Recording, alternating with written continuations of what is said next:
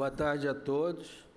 Vamos dar início ao simpósio Sono e Saúde Humana, a primeira parte de 16 às 17 horas, no sistema híbrido presencial na Academia Nacional de Medicina para acadêmicos e palestrantes e no sistema híbrido para todos remotamente.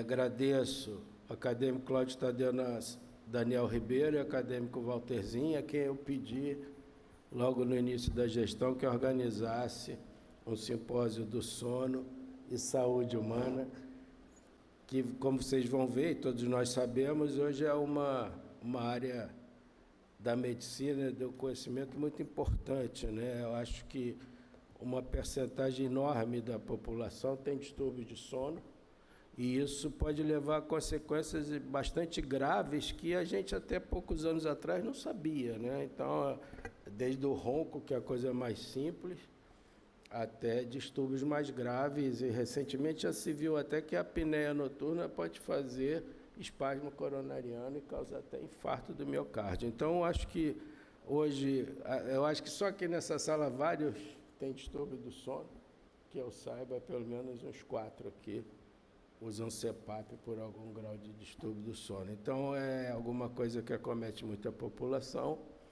e por isso agradeço aos 2 queridos amigos acadêmicos por terem organizado tão bem esse simpósio.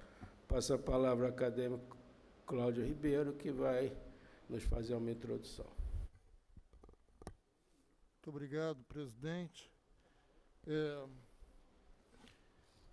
Bom, então é um prazer muito grande estar conduzindo aqui com o acadêmico Walterzinho essa sessão presencialmente, na verdade mista, e eu preciso dizer que é um simpósio organizado pela secção de Ciências Aplicadas à Medicina, por proposição do acadêmico Walterzinho, a quem eu vou passar a palavra para ele fazer os comentários dele e chamar a primeira palestrante.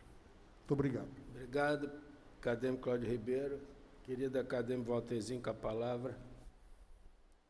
Bom, boa tarde a todos. Eu vou passar logo a apresentação da professora Scheinkman. A professora Lilian Scheinkman, então, se doutorou em psiquiatria pelo FRJ, fez pós-doutorado em neuropsiquiatria e psiquiatria geriátrica pela Universidade de Miami. Ela é professora adjunta de psiquiatria da Faculdade de Ciências Médicas da UERJ e membro titular da Academia de Medicina do Rio de Janeiro. A professora Scheinkman, então, vai nos falar sobre sono, distúrbios cognitivos e mecanismos indicativos de risco à demência. Por favor, professora Scheinkman, a palavra é sua.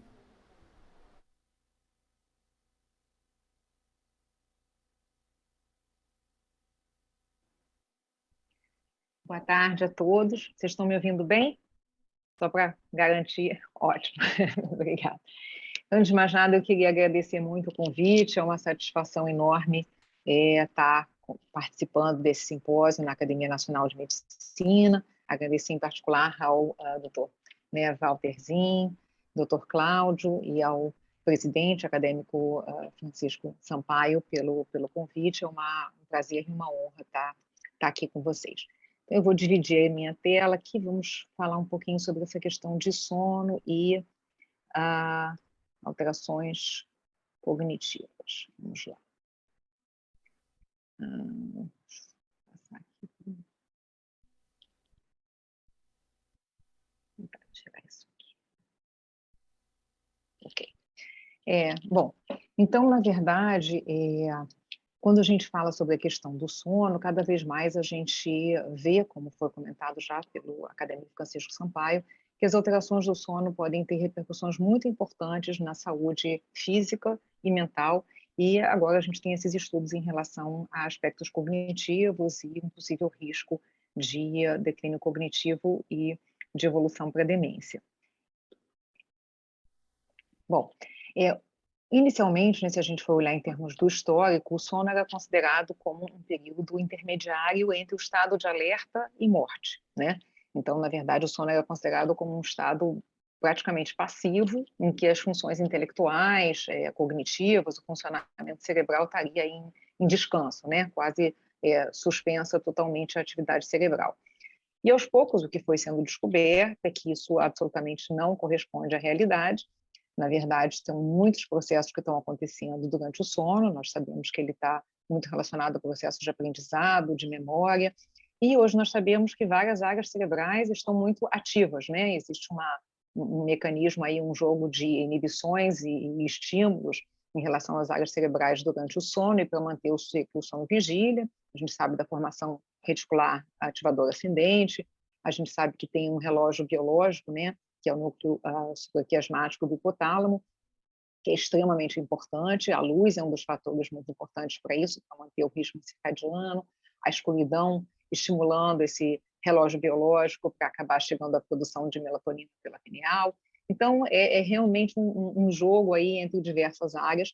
E o ritmo circadiano, né, a gente vai dar ênfase aqui na questão do sono, mas ele é importante para uma série de outros aspectos, também para a produção hormonal, para a regulação de temperatura corporal, e ele é importante, na verdade, em todas as espécies. Entrando um pouco na questão do que acontece com o envelhecimento, no envelhecimento normal, que é o que, na verdade, esse slide está mostrando, nós temos já diversas alterações, sem que a gente considere que isso seja patologia, né? O idoso tem uma dificuldade inicial em manter o sono, tem um tempo menor de sono, um tempo total de sono que é menor, principalmente uma diminuição de sono de ondas lentas, que é o sono mais reparador, né? Que é o sono profundo, e um aumento compensatório de sono leve. Existe uma menor eficiência do sono, o sono se torna mais fragmentado, ou desperta, né, mais vezes durante a noite do idoso. Uma tendência a avançar o ciclo do sono, que seria ter sono mais cedo e acordar mais cedo também. Maior sonolência diurna, a gente está vendo aqui o nosso amigo, né, dando um cochilo aí durante o dia. Uma diminuição de sono REM, que não chega a ser tão intensa quanto as outras alterações, mas também tem uma redução. E além das alterações do sono, que são normais no envelhecimento, né, que a gente espera que ocorram, no envelhecimento a gente tem uma prevalência maior de transtornos de sono, né? A gente vai encontrar mais, além da insônia, uma prevalência maior de apneia obstrutiva do sono, de distúrbio, de síndromes de pernas inquietas, de distúrbio comportamental de sono REM. Então, isso tudo vai somando. Problemas de saúde e sono têm uma relação aí importante, de parte a parte, né? E no idoso a gente encontra mais problemas de saúde. Isso sem contar que, além do próprio processo de envelhecimento, a gente tem as influências ambientais, né? O idoso vai tender a ter menor exposição à luz solar, que é realmente uma coisa tão importante para o relógio biológico, né? Muitas vezes vai ter menos aqueles ritmos de horário de almoço, horário de jantar, horário de trabalho, né? Tudo isso, a interação social, o exercício físico, tudo isso também contribui. Sem contar a questão do uso de medicamentos, que nós sabemos que é muito frequente a polifarmácia no idoso, é um enorme problema.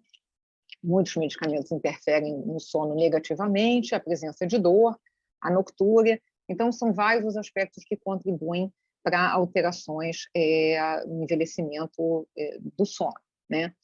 E o que ocorre nas demências? Na verdade, o que a gente observa na demência de Alzheimer, que é a demência de longe a de maior prevalência, é uma intensidade maior dessas mesmas alterações, né? Então, não é que a gente tem alterações diferentes, a gente tem as mesmas alterações. O prejuízo cognitivo leve amnésico, que é considerado um estado assim, que não tem demência ainda, né? Não chega a cumprir os critérios, não tem tanta alteração funcional, pode ser que converta para demência ou não, mas pode ser considerado um estado intermediário, muitas vezes. A gente encontra alterações do sono que são intermediárias. Não sabemos ainda se essas alterações permitiriam prever quem vai converter para demência ou não. Lembrar também que a insônia é um dos sintomas neuropsiquiátricos de mais difícil controle na demência de Alzheimer, bastante prevalente, né? Até 66% dos pacientes podem apresentar alterações de sono, e não apenas a insônia, né? A síndrome do pôr do sol, que é o famoso sundowning, né? Quando o paciente com demência, no entardecer, muitas vezes se torna mais confuso, desorientado, agitado, às vezes quer sair de casa, é um dos momentos em que muitas vezes surge aquela questão de querer ir para casa, estando em casa, né? E a sonolência diurna excessiva, também é uma alteração de sono encontrada nas demências. Lembrar que não necessariamente em todas as demências a gente tem as mesmas alterações de sono, né? Então, a sonolência diurna excessiva é mais frequente em demência de corpúsculos de Levy, e na demência de Parkinson do que no Alzheimer. E lembrar também que esses estudos do sono, eles são relativamente recentes. O distúrbio comportamental do sono REM, que nós conhecemos hoje, assim, que é tão falado, né? A gente realmente estuda, ele só foi descrito nos anos 80, e a relação com as sinusopatias, opúsculos de Levy e Parkinson, só foi realmente entendida melhor quase que 10 anos depois dele ter sido descrito. Então, a gente está numa fase aí de conhecer cada vez mais. É importante pensar que existem diferenças entre os quadros demenciais também nas alterações do sono que nós encontramos. Aqui é uma tabela mais para visualizar um pouco do que eu coloquei até aqui, que a gente vê que no envelhecimento normal a gente já tem as diversas alterações de sono, e o que a gente vai observar no prejuízo cognitivo leve e na doença de Alzheimer é uma exacerbação, né? Uma alteração de maior intensidade na maioria dos parâmetros, à exceção do tempo total de sono, que por vezes no déficit cognitivo leve e na demência de Alzheimer ele pode estar também aumentado e não apenas diminuído o tempo total de sono. E o que os estudos mostram nessa relação entre o sono e prejuízo cognitivo? Eu coloquei esse estudo de 2013, que é um estudo importante, porque, principalmente pelo segmento, um segmento de mais de 20 anos. E por que ele é tão importante? Porque se nós estamos tentando entender até que ponto a alteração de sono pode ser um fator de risco para a demência, se a gente faz um estudo com pacientes com 65, 70, 75 anos, por 2, 3, mesmo 5 anos, a gente não está falando em fator de risco, né? A gente já pode estar falando de um idoso que já tem alterações neurodegenerativas, que talvez já tenha aí um processo de declínio cognitivo instalado. Então, esse estudo foi muito importante pela questão do segmento. Nesse estudo, o que eles observaram foi uma associação entre o tempo de sono, a qualidade do sono e o uso de hipnóticos no início do segmento, com uma pior cognição mais à frente, depois de mais de 20 anos.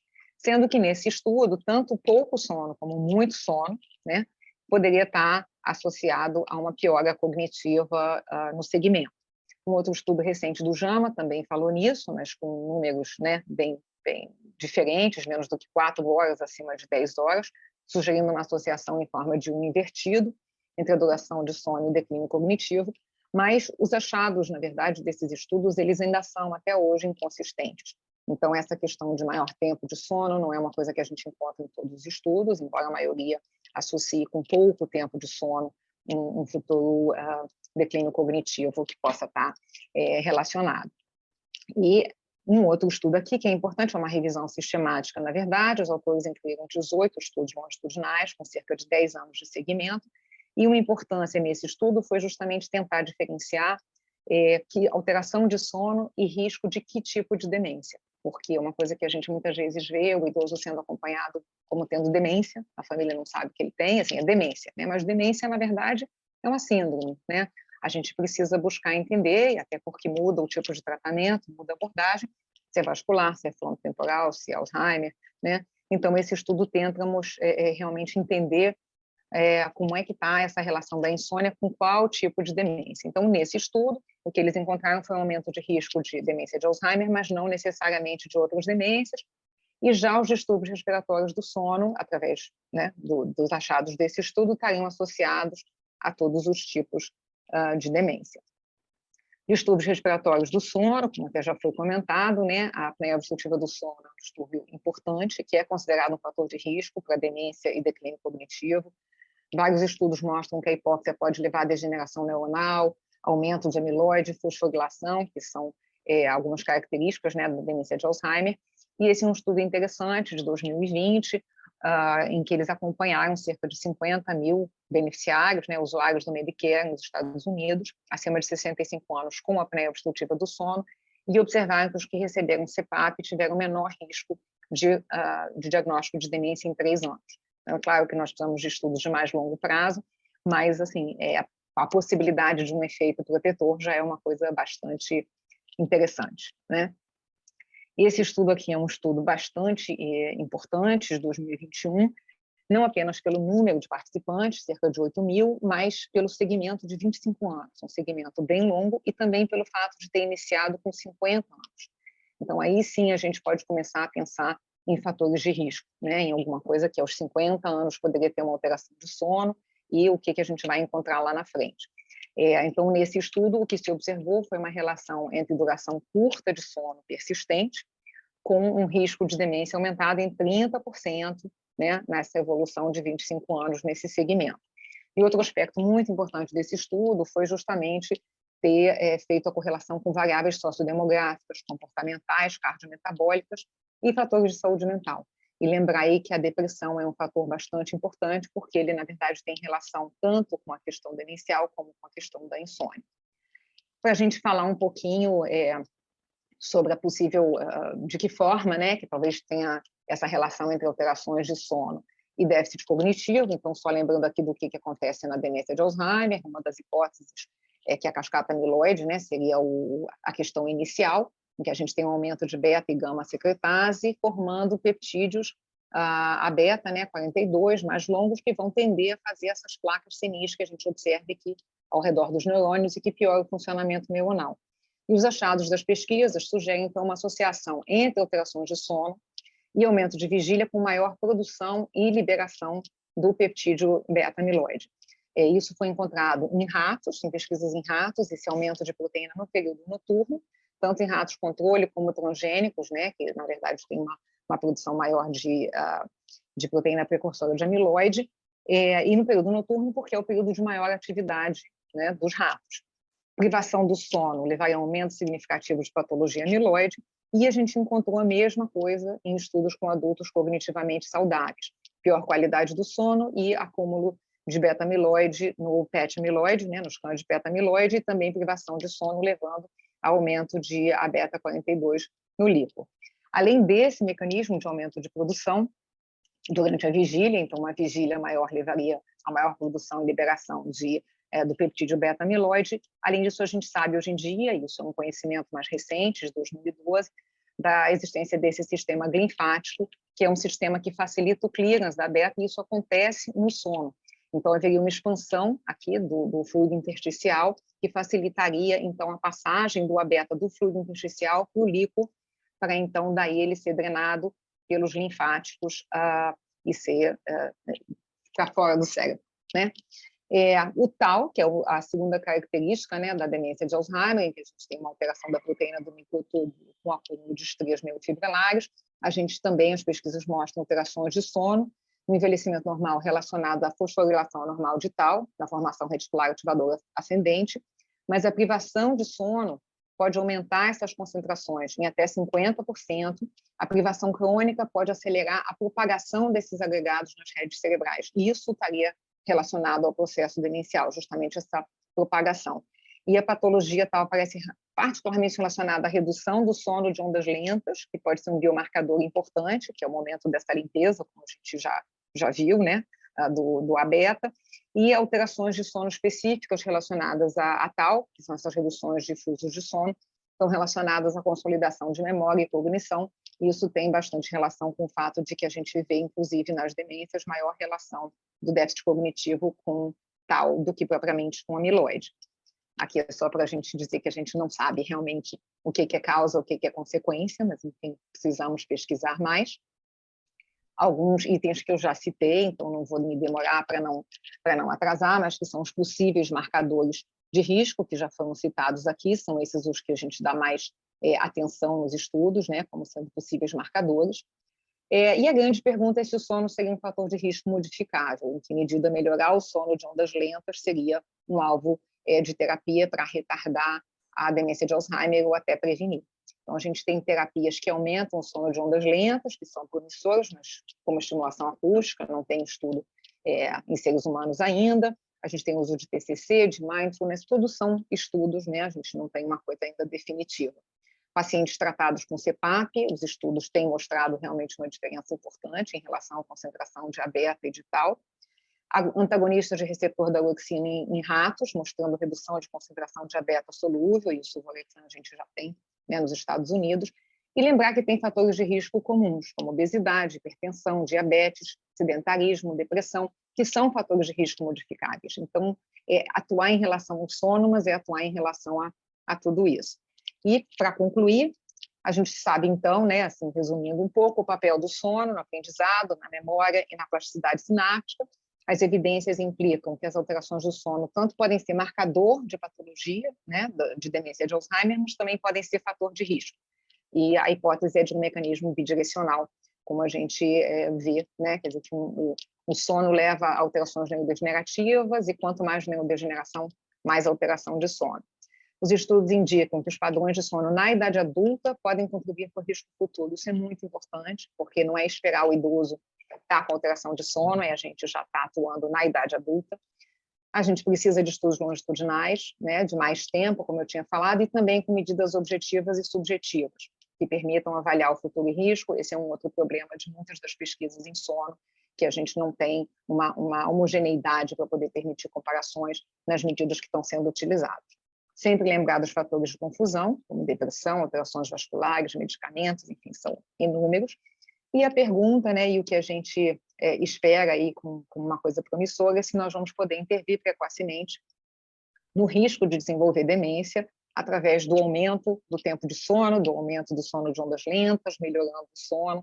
Então, a gente tem que pensar que é muito importante a gente incluir alterações de sono na abordagem de todos os pacientes, e é uma coisa que é tantas vezes esquecida e tão importante. Enfim, muito obrigada. Eu espero, enfim, fico aí à disposição para a gente poder conversar um pouquinho mais.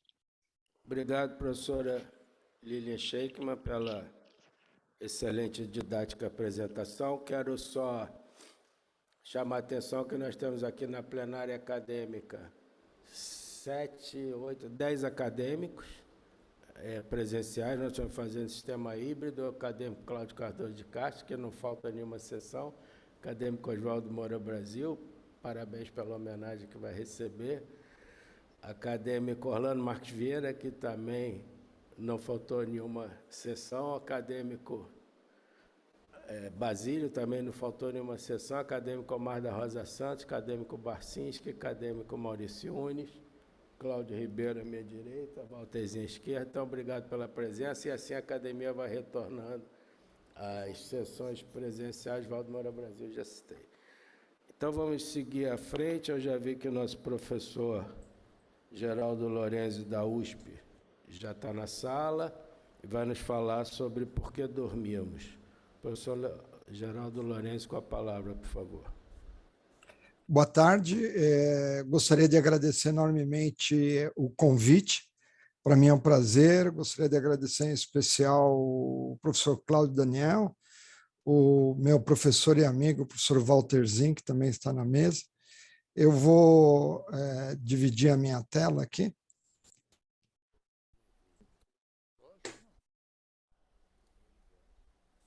Vocês estão vendo a tela? Está ótimo. Então, cabe a mim aqui tentar responder essa pergunta: por que dormimos? Por que dormimos é uma questão que frequentemente está entre as 10 questões mais misteriosas da ciência, como o que é a matéria escura, como que a vida começou e por que nós dormimos. E eu vou tentar agora, em 20 minutos, responder essa pergunta, né? A gente sabe de mecanismos, a professora Lilian falou de vários mecanismos, de várias associações, mas a pergunta é por que nós dormimos. Retomamos aqui essa imagem que a professora Lilian mostrou há pouco, né, do sistema linfático, e recentemente, né, em 2013, estavam medindo esse sistema de drenagem da linfa. Não existe um sistema linfático no sistema nervoso central, mas por convecção em torno dos capilares existe um sistema equivalente, e eles estavam medindo isso em roedores, e de repente perceberam que existia um aumento brutal desse sistema linfático quando o roedor dormia. E aí surgiu todos esses conceitos de que o sono é fundamental, na realidade, para a própria sobrevivência do animal. Animais privados de sono, eles simplesmente morrem, em geral morrem por hipotermia. Então, dessa forma, você consegue relativamente explicar por que a gente dorme, porque se você não dormir, você morre. Acho que é uma boa causa, mas não está totalmente explicado por que a gente dorme. Eu vou tentar responder essa pergunta. Essa pergunta, eu acho que ela é mal colocada, porque a gente não pergunta o que é a vigília. A vigília normalmente é considerada um estado ordinário da nossa consciência, porque é durante a vigília que a gente se alimenta, a gente se reproduz, e a gente mostra aí uma série de funções do sono, em termos de memória, emoções e, obviamente, descanso, metabolização de radicais livres. Por que estamos acordados? O que eu vou mostrar assim, é um pouco do ovo de Colombo e pode parecer um pouco decepcionante a resposta final. Mas, na realidade, você não pode falar de sono sem falar de vigília, porque são duas faces da mesma moeda.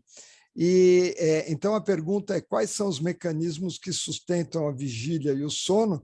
Ou pior do que isso, começar fazendo uma pergunta mais incômoda: o que é exatamente estar acordado? A vigília é um estado, de novo, considerado ordinário de consciência. Mas o que é a consciência? Essa é a pergunta que incomoda e a gente passa ao largo dessa pergunta, né? Consciência pressupõe estar ciente. Eu acredito que a consciência pressupõe a autoconsciência. A partir da autoconsciência que você se localiza no mundo externo. E aí está descrito, né, que as alterações da consciência, uma alteração normal seria o sono, e uma alteração patológica seria, por exemplo, o rebaixamento do nível de consciência de um indivíduo que está em coma, por exemplo. De onde vem a consciência? Essa é a grande pergunta. Então, antes da gente falar do sono, a gente tem que fazer essa pergunta bastante incômoda, né? O que é a consciência? E a consciência é uma propriedade emergente advinda da atividade de bilhões de neurônios, a comunicação dessas células. E a gente tem que lançar mão desse conceito de propriedades emergentes, que foi muito descrita pelo Roger Sperry, acho que fala assim, foi prêmio Nobel em 1981, e aí ele mostra essa questão de que a vida, na realidade, ela vai se construindo e a soma das partes não explica o todo. E o que a gente tem no ápice dessa evolução, sem dúvida alguma, é o sistema nervoso central, que está desenhado para a comunicação. E o que é uma propriedade emergente?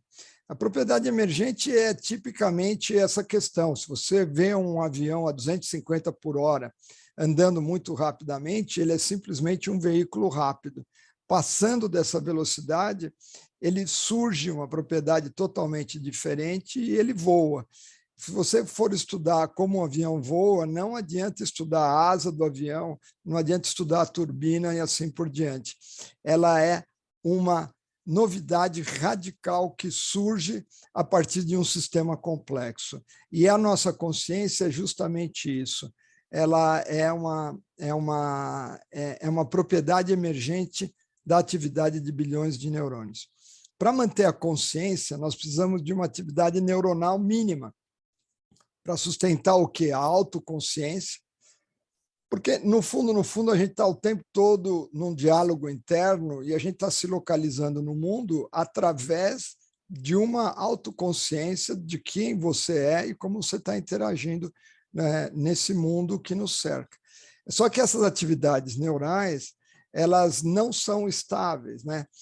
Existe esse conceito que a gente usa há muito tempo da homeostase, do conceito do meio interno constante, que foi lançado por Claude Bernard, e o Cannon, ele lança esse conceito de normalidade, de constância. E quando a gente olha de perto os fenômenos biológicos, surge a cronobiologia, quer dizer, coloca a dimensão tempo na biologia. Existem oscilações. Em fisiologia, ficar parado, na realidade, essa estase é igual morte, tudo oscila. existem oscilações.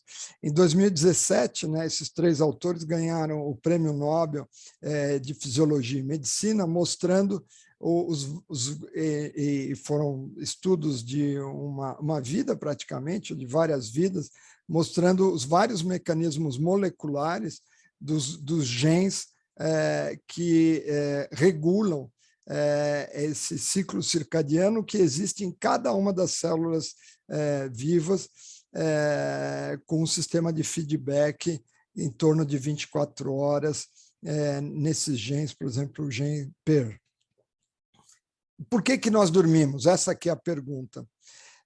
Se a gente tem oscilação contínua da atividade em todos os níveis, no nível celular, de órgãos e sistemas, existe uma regulação para baixo dessa atividade neural. E quando nós pegamos no sono, nós perdemos a capacidade de manter a nossa consciência da vigília.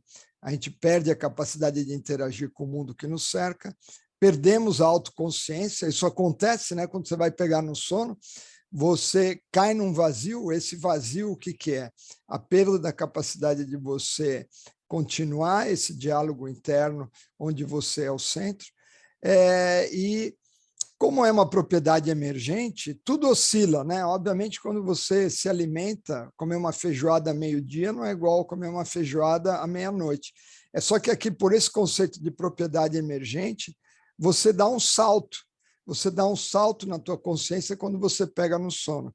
De repente, a cabeça cai, você perde o tônus da musculatura, mas você também perde essa consciência que a gente chama da consciência da vigília. E a gente tem vários estágios do sono, né? Aqui a gente tem a atividade eletroencefalográfica, né? Que está detectando, então, a comunicação desses neurônios. E o que é dormir? Dormir é sincronizar as ondas cerebrais. Então, à medida que a gente dorme, a gente sincroniza as ondas cerebrais e a gente vai perdendo, na transição vigília-sono em especial, todas essas propriedades que a gente chama da consciência da vigília. E dormir não é um estado de inconsciência, porque podemos, por exemplo, acordar com barulho, estamos processando informações e fixando memória. Dormir, quem usa esse termo é o professor Sérgio Tufik, que eu acho super interessante, é uma troca do nível de consciência. A gente tem a consciência da vigília, que a gente chama de consciência, mas, na realidade, existe um outro nível de consciência, que é essa consciência do sono de ondas lentas. Dormir, na realidade, é, portanto, algo que acontecerá em todos os seres que possuem vigília. Por quê? Porque você tem uma oscilação dos níveis de neurônios e esses neurônios não vão conseguir sustentar a vigília. Existem exceções? Sim. O golfinho, por exemplo, ele tem uma tarefa difícil. Ele tem que dormir, mas, ao mesmo tempo, ele tem que respirar fora da água. Ele é um mamífero que voltou para a água. O que ele faz? Ele dorme com a metade do cérebro. Então, você tem exceções desse conceito. Você tem, por exemplo, um indivíduo que tem algum distúrbio e ele tem o sleepwalking, né, que é o sonambulismo. Ele está entre acordado e dormindo, está nessa mistura. Então, a conclusão simples e clara é que o sono de ondas lentas é algo totalmente previsível, fruto da oscilação da atividade celular neuronal. Quando não existe atividade suficiente, e isso acontece à medida que a gente vai oscilando para baixo, a consciência da vigília não se sustenta. Perdemos nossa autoconsciência e nossa capacidade de interagir com o mundo. Chamamos isso de sono, em contraposição ao que nós chamamos de vigília. O sono pode ocorrer em áreas específicas do sono.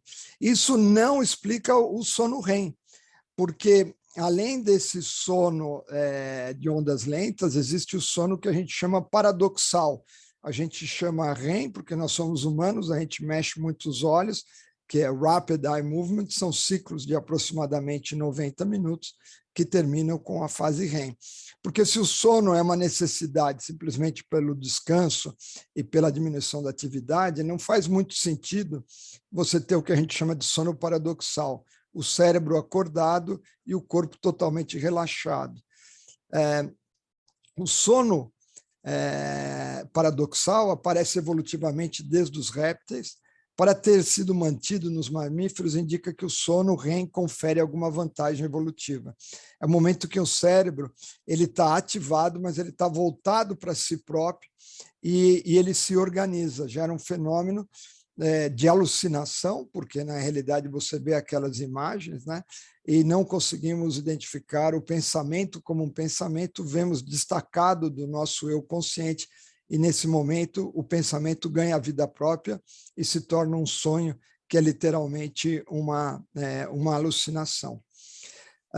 E a falta de âncoras advindas do meio externo faz com que a nossa mente, baseada em associações, se manifeste plenamente durante os sonhos. Durante o sono paradoxal, o cérebro primitivo, alguns acreditam que seja uma protoconsciência, se manifesta. Mal controlamos a temperatura corporal durante o sono paradoxal, quando a gente puxa um cobertor de manhã, mesmo quando a gente não está num dia muito quente. E agora, recentemente, né, isso saiu recentemente na revista Science, em 2021, mostrando que esse octopus, né, que é como é que chama esse octopus? Vocês conhecem. Ele tem sonho. Ele sonha também. E o que é interessante, né, que eles são invertebrados, e houve uma divisão na nossa evolução há pelo menos 600 milhões de anos. Agora, por que existe esse sono paradoxal mesmo nesse animal primitivo que não é nosso parente? Eu acho que é a prova de que existe alguma vantagem evolutiva da gente ter o sono paradoxal. Então, existe uma vantagem evolutiva para o sono REM. O sono REM, ou paradoxal, seria uma protoconsciência, existe para organização da memória, organização das nossas emoções, e assim a gente tem a explicação de por que a gente dorme, por que a gente está acordado. A gente só explica um explicando o outro, são duas fases que sustentam a nossa vida. Muito obrigado.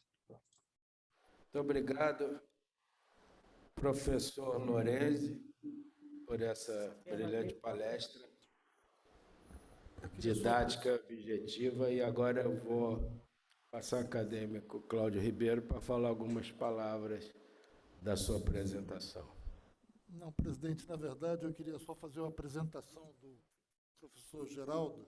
A gente acabou pulando. O professor Geraldo é médico e doutor pela USP, onde ele é professor associado da disciplina de pneumologia e onde ele criou um laboratório de sono, Instituto do Coração, onde ele está nos falando. E ele tem muito intensa atividade acadêmico-científica, com publicações. O fator de impacto dele, eu descobri hoje, é de 44, e com muitas teses orientadas. Muito obrigado, presidente. Obrigado, acadêmico Cláudio Ribeiro. Convido agora meu querido acadêmico Sérgio Novis, que já está ali a postos, para fazer seus comentários. Por favor, acadêmico Novis, com a palavra. Tem que abrir o microfone, Novis. Tem que abrir o microfone.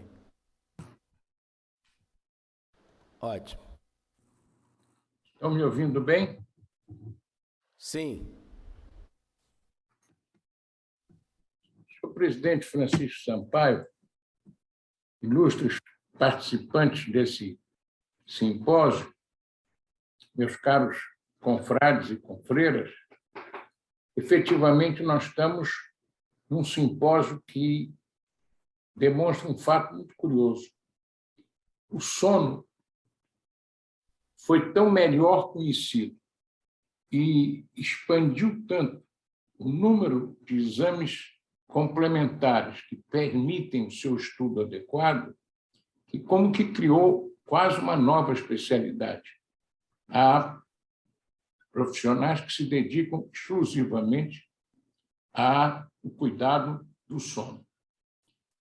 As palestras foram de muito boa qualidade, esclareceram bastante bem os diferentes pontos, Mas eu queria dizer algumas coisas para mostrar o que me sensibilizou.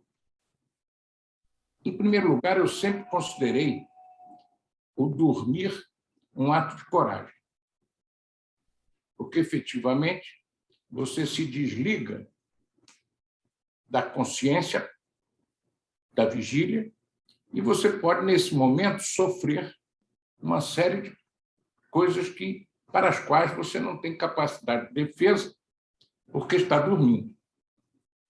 Se nós imaginarmos que o sono ideal são 8 horas, e o dia tendo 24 horas, nós poderíamos dizer que o ser humano dorme 1/3 da vida.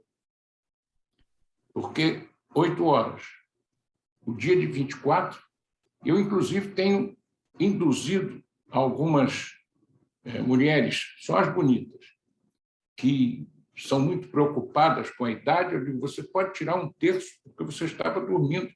Portanto, você tem 2/3 de vida, o resto você estava dormindo. Só quem estava trabalhando era o cérebro para fazer uma limpeza e organização da casa.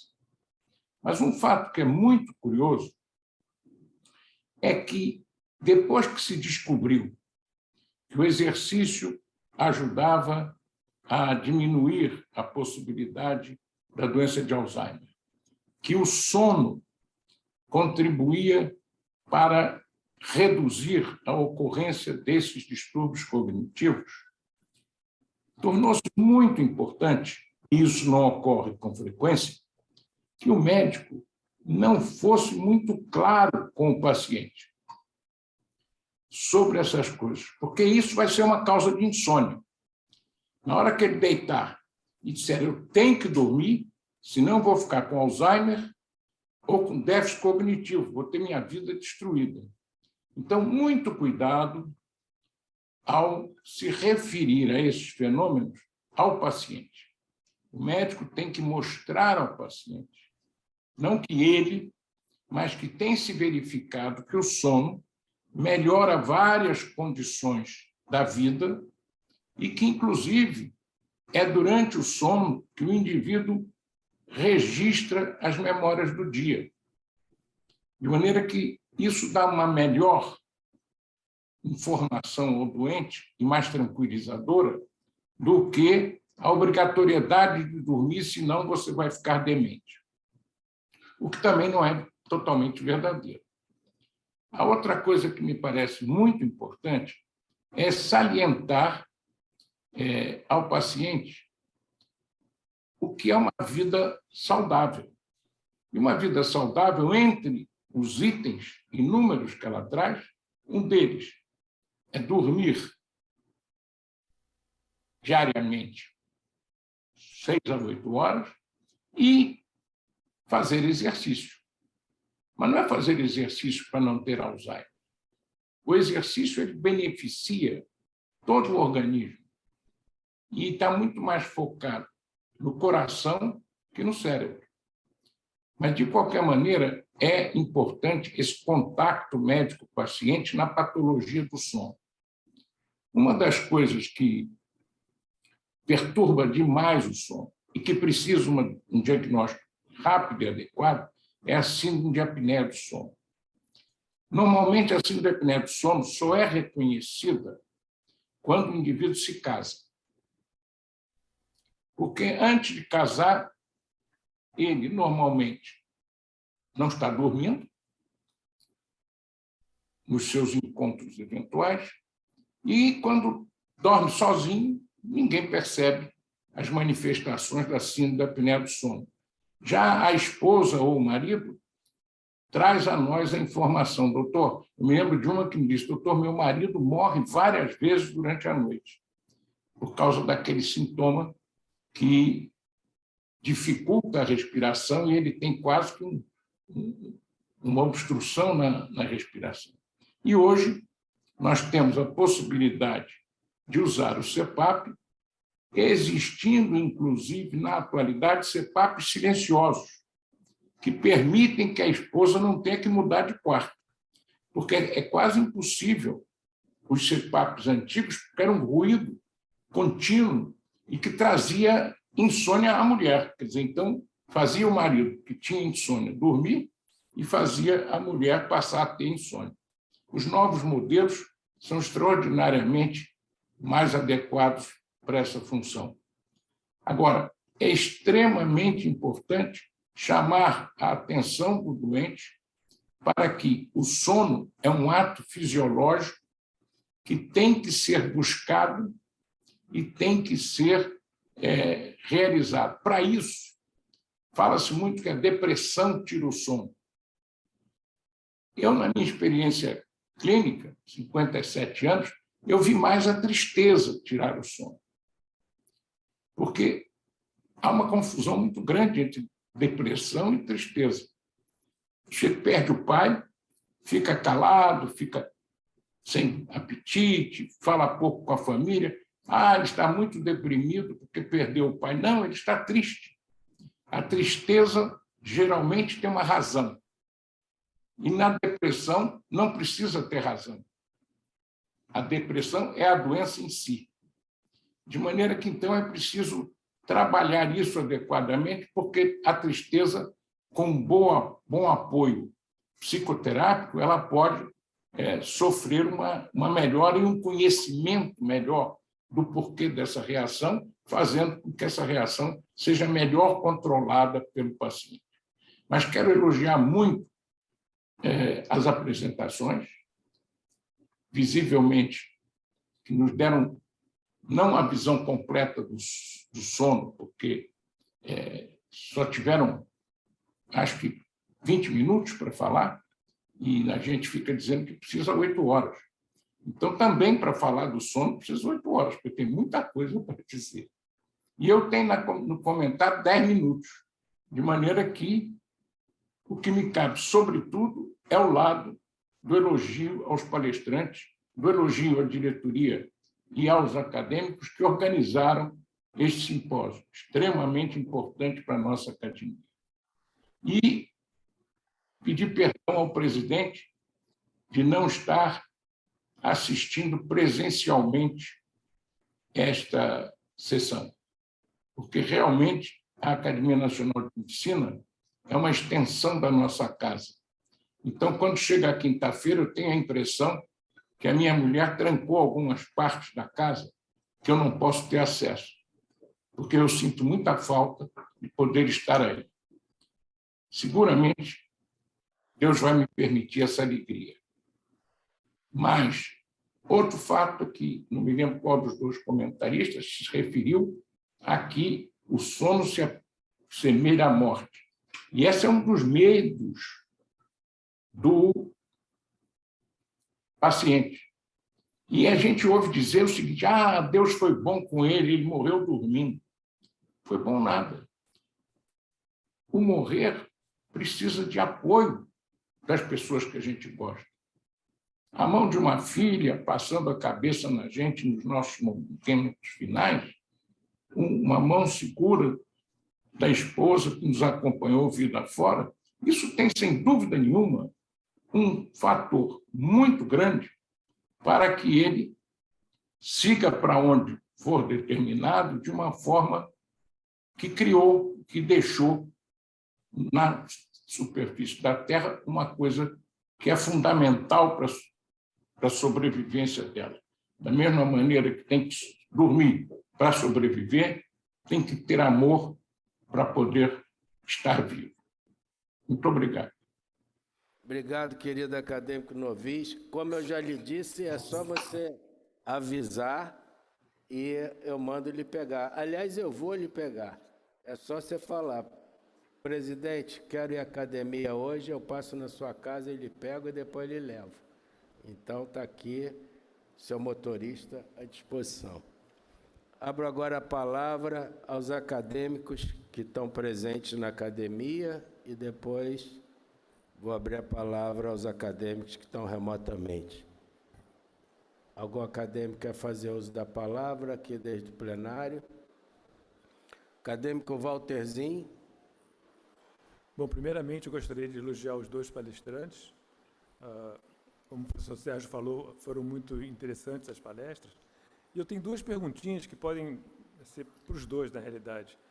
A primeira O acadêmico delas... Gerson Canedo está também com a mão levantada. Tá bom. Bom, enfim, a primeira pergunta, eu estava ouvindo a conversa entre anestesistas, e a história era assim: o medicamento tal produz um sono reparador. Os antihistamínicos não produzem sonos reparadores. Então, eu queria ouvir dos dois, ou de um, enfim, quem se antecipar, essa história, o que é o medicamento que produz um sono reparador e o que produz um sono não reparador. Para mim, ficou Obrigado, claro. acadêmicozinho. Tem mais uma. Tem mais uma? Tem mais uma que é o seguinte, aí é mais para... Bom, para os dois também. Se já existe algum estudo que compare o estado de demência ou não demência na apneia obstrutiva do sono nos pacientes que se tratam com CPAP e os que não se tratam com CPAP, ou outro tratamento qualquer, eventual. Se já há algum estudo para isso, talvez o Geraldo, como pneumo, possa até falar mais sobre isso. Mas, enfim, são as duas dúvidas que eu tinha, a história do sono reparador e o tratamento da apneia obstrutiva do sono, se melhora ou não o estado de consciência. Muito obrigado. Eu vou dividir aqui as respostas, porque senão nós vamos perder muito tempo. A primeira pergunta eu coloco para o doutor Lorenzi e aproveito, doutor Lorenzi, para fazer a minha pergunta. Como é que vocês sabem que o polvo está sonhando? É uma curiosidade. Obrigado. Não, é sensacional isso. Obviamente é um pouco controverso, mas o polvo, ele mostra o comportamento dele, ele muda de cor. Ele muda de cor, então ele está lá parado, ele está mudando de cor, ele está fazendo algumas expressões. E é só pegar no YouTube, dá para ver, é absolutamente impressionante. Não é uma prova definitiva, não dá para perguntar para ele o que ele sonhou, mas ele está parado e ele está, ao mesmo tempo, com mudança de cor, por exemplo, quando ele se camufla, né? É muito interessante. Eu vou responder a pergunta tentar responder a pergunta do Walterzinho, a história do CPAP, né? Nós estamos ainda não temos uma resposta definitiva. Tudo indica, né, de que o CPAP pode ajudar a prevenir, né, a evolução. Não é muito fácil provar isso. Não existem estudos randomizados provando definitivamente de que o CPAP pode prevenir a evolução para Alzheimer, mas o bom senso nos mostra uma coisa, que muitos pacientes estão muito sonolentos, estão muito cansados, e eles melhoram demais. A parte cognitiva deles melhora brutalmente, simplesmente com o uso do CPAP, independente do diagnóstico final. Às vezes a gente vê casos mais difíceis, né? Vira e mexe, me encaminham pacientes com um quadro muito avançado, e aí é muito difícil achar que tratando com CPAP vai reverter. Então, a gente precisa pegar nas formas mais leves, né? Como distúrbio cognitivo leve, tentando tratar no início para ver se a gente previne esse quadro, né? Obrigado, professor Lorenzi. Agora, a professora Lilian Sheinkman, a pergunta do acadêmico Walterzinho sobre demência e CPAP e sono reparador. Medicamentos de sono reparador talvez seja mais farmacológico, mas... Bom, estão me ouvindo?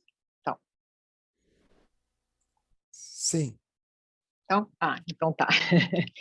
Então, na verdade, primeiro eu queria agradecer, né, as perguntas do Dr. Walterzinho, que são perguntas bastante importantes, né? Essa questão do CPAP realmente não é a minha experiência, eu acho que é muito mais a experiência do Dr. Lorenzi, mas o que a gente tem, assim, alguns trabalhos que realmente indicam que o uso do CPAP, inclusive um trabalho que eu citei com os usuários do Medicare nos Estados Unidos, que eles avaliaram 50 mil pacientes usando o CPAP e outros não usando, com apneia obstrutiva do sono, e observaram uma incidência maior de quadro demencial no acompanhamento de 3 anos nos que não fizeram uso do CPAP, sugerindo que possa ter um efeito protetor. Quer dizer, não é uma questão de causa e efeito, a gente não consegue ir tão longe, mas tem alguns estudos nesse sentido, e estudos em ratos também, com essa questão de poder ver a diminuição dos episódios de apneia do sono com uma diminuição de acúmulo de beta-amiloide, já que a própria hipóxia leva à amiloidogênese. Então, assim, a gente não sabe tanto ainda, mas, assim, é promissor, né? Em relação à questão do sono reparador, é uma pergunta, assim, mais realmente farmacológica, mas é, assim, muito importante. E, na verdade, é um dos grandes problemas que a gente tem quando a gente pensa em tratar farmacologicamente os distúrbios do sono. Porque o que se usa muito hoje em dia, e, enfim, com inúmeros questionamentos, que são os benzodiazepínicos e as drogas Z, na verdade, eles diminuem o sono de ondas lentas e diminuem o sono REM. Então, na verdade, a princípio, você não está fazendo uma alteração de sono tão benéfica. Não é à toa que a gente tem a questão de abstinência, de rebote de sono REM se a pessoa para de tomar, dos riscos de uso crônico. Então, isso é uma questão mesmo, que a gente precisa exatamente buscar, dentro da parte farmacológica, independente das questões de higiene do sono, né, de TCC, de outras abordagens não farmacológicas, justamente procurar medicamentos que possam ajudar mais em relação ao sono de ondas lentas, em relação ao sono REM, em relação a sono mais reparador. E, assim, o que parece promissor nesse sentido são esses novos medicamentos que são antagonistas de receptor de orexina, né? Então, eles são mais novos, a gente não sabe tanto, mas, a princípio, eles têm um perfil em relação à arquitetura do sono que seria melhor em relação ao sono de ondas lentas e ao sono REM. E, assim, a gente também tem os estudos agora com o Ramelteon, né, que é da melatoninérgico, a própria melatonina. Então, a gente tem, assim, alguns caminhos, mas... Seguir em frente. Obrigado. Passo agora a palavra ao acadêmico Gerson Canedo. Tinha pedido para falar, se eu não me engano. Gerson quer falar? Pode abrir seu microfone, por favor, Gerson? Ótimo.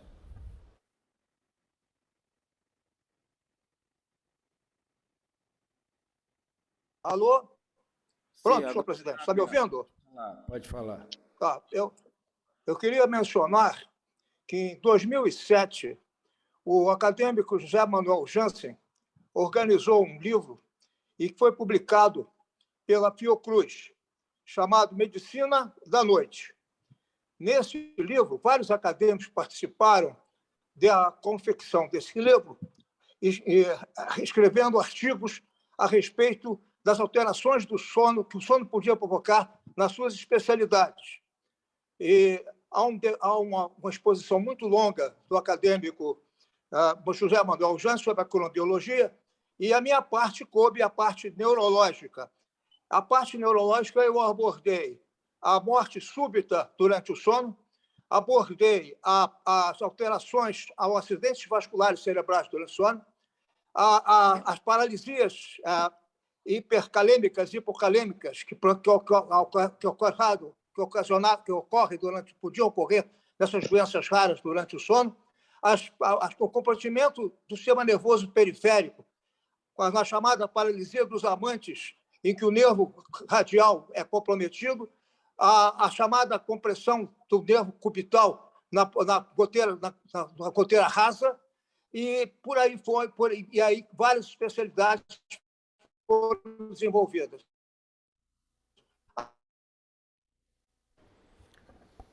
Obrigado, acadêmico Gerson Canedo. Parece que houve um problema. Dos tumores cerebrais e as doenças mais importantes que ocorreram. Esse livro foi publicado pela Fiocruz, é um livro extremamente importante e a academia dispõe de um exemplar deste livro.